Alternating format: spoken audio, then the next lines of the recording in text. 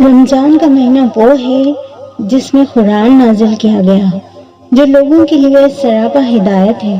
لہٰذا تم میں سے جو شخص بھی یہ مہینہ پائے وہ اس میں ضرور روزہ رکھے، اور اگر کوئی شخص بیمار ہو یا سفر پر ہو تو وہ دوسرے دنوں میں اتنی ہی تعداد سے پوری کر لے۔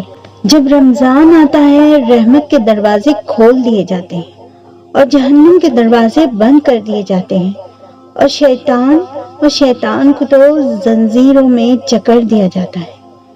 جنت میں 8 دروازے ہیں، اس دروازے سے وہی جنت میں جائے گا جو روزہ رکھتے ہیں۔ روزہ اور قرآن بندے کی شفاعت کریں گے۔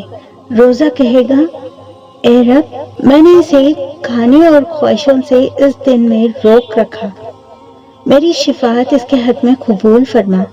اور قرآن کہے گا، اے رب، میں نے اسے رات میں سونے سے باز رکھا، میری شفاعت اس کے حق میں قبول فرما۔ دونوں کی شفاعت قبول ہوگی۔ جس نے اللہ کی رضا کے لیے ایک دن کا روزہ رکھا، اللہ پاک اسے جہنم سے اتنی دور کر دے گا جیسے کوا جب بچہ تھا اس وقت سے اڑتا رہا، یہاں تک کہ بوڑھا ہو کر مر گیا۔ اگر کسی نے ایک دن کا نفل روزہ رمضان کے علاوہ رکھا اور زمین بھر اسے سونا گولڈ یعنی دیا جائے، جب بھی اس کا ثواب پورا نہ ہوا، اس کا ثواب تو قیامت کے دن ہی پورا ملے گا۔